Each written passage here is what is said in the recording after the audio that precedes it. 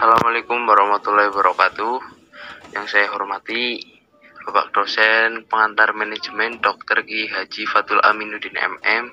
Yang saya hormati teman-temanku sekalian yang hadir pada matkul hari ini. Ya, langsung saja saya akan mempresentasikan hasil kerja dari kelompok kami yang beranggotakan Lepika Kamilatul Hidayah, Risma Nisa Aulia, dan Safril Mahbub. Untuk tema kali ini konsep perencanaan dalam manajemen. Ya, langsung saja untuk pemateri pertama akan dibacakan oleh Safril Mahbub. Ya baik, saya akan membacakan pengertian tentang perencanaan.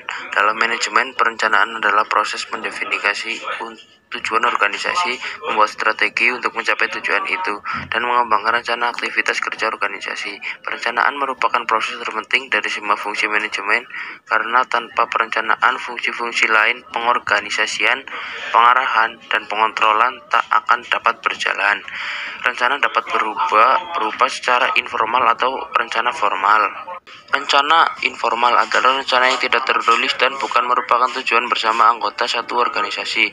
Sedangkan rencana formal adalah rencana tertulis yang harus dilaksanakan suatu organisasi dalam jangka waktu tertentu. Rencana formal merupakan rencana bersama anggota korporasi. Artinya, setiap anggota harus mengetahui dan menjalankan rencana itu.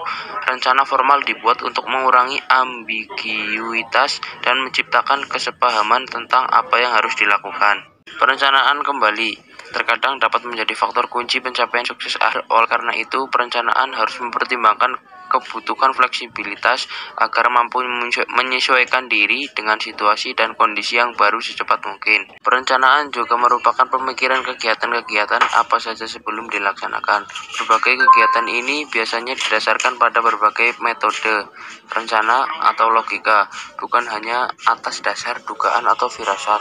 Salah satu aspek penting perencanaan adalah pembuatan keputusan, decision making, proses pengembangan dan penyelesaian sekumpulan kegiatan untuk memecahkan suatu masalah tertentu. Keputusan-keputusan harus dibuat pada berbagai tahap dan proses perencanaan.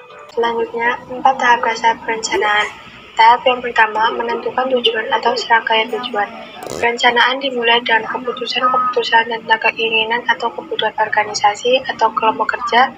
Tanpa rumusan tujuan yang jelas, organisasi akan menggunakan sumber dayanya secara tidak efektif. Tahap yang kedua yaitu merumuskan keadaan. Pemahaman akan sisi perusahaan sekarang dari tujuan yang hendak dicapai atau sumber daya yang tersedia untuk pencapaian tujuan adalah sangat penting, karena tujuan dari rencana menyangkut waktu yang akan datang. Hanya setelah keadaan perusahaan saat ini dianalisa, rencana dapat dirumuskan untuk menggambarkan rencana kegiatan lebih lanjut. Tahap kedua ini memerlukan informasi terutama keuangan dan data statistik yang didapatkan melalui komunikasi dalam organisasi. Tahap yang ketiga yaitu mengidentifikasi segala kemudahan dan hambatan. Segala kekuatan dan kelemahan serta kemudahan dan hambatan perlu diidentifikasikan untuk mengukur kemampuan organisasi dalam mencapai tujuan. Oleh karena itu, perlu diketahui faktor-faktor lingkungan intern dan ekstern yang dapat membantu organisasi mencapai tujuannya atau yang menimbulkan masalah. Walaupun sulit diartikan, antisipasi keadaan, masalah, dan kesempatan serta ancaman yang mungkin terjadi di waktu mendatang adalah bagian esensi dari proses perencanaan. Tahap yang keempat yaitu mengembangkan rencana atau serangkaian kegiatan untuk pencapaian tujuan. Tahap terakhir dalam proses perencanaan meliputi pengembangan berbagai alternatif dalam proses pencapaian tujuan, penilaian alternatif tersebut, dan pemilihan alternatif terbaik di antara berbagai alternatif yang ada. Selanjutnya, tipe perencanaan.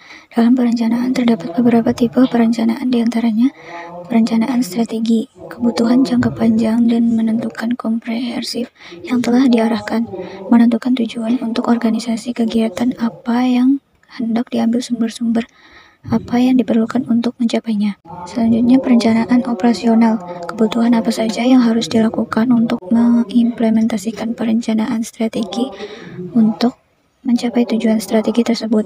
Lingkup perencanaan ini lebih sempit dibandingkan dengan perencanaan strategi. Faktor-faktor yang dapat mempengaruhi perencanaan. Ada faktor-faktor yang dapat mempengaruhi perencanaan, salah satunya adalah faktor waktu dan perencanaan. Faktor waktu dan perencanaan mempunyai pengaruh sangat besar terhadap perencanaan dalam 3 hal, yaitu 1. Waktu sangat diperlukan untuk melaksanakan perencanaan efektif. 2. Waktu sering diperlukan untuk melanjutkan setiap langkah perencanaan tanpa informasi lengkap tentang variabel-variabel dan alternatif-alternatif, karena waktu diperlukan untuk mendapatkan data dan mempertimbangkan semua kemungkinan. Yang ketiga, jumlah waktu yang akan dicakup dalam rencana harus dipertimbangkan. Faktor waktu lainnya yang mempengaruhi perencanaan adalah seberapa sering rencana-rencana tersebut ditinjau kembali dan diperbaiki. Ini tergantung pada sumber daya yang tersedia dan derajat ketetapan perencanaan manajemen.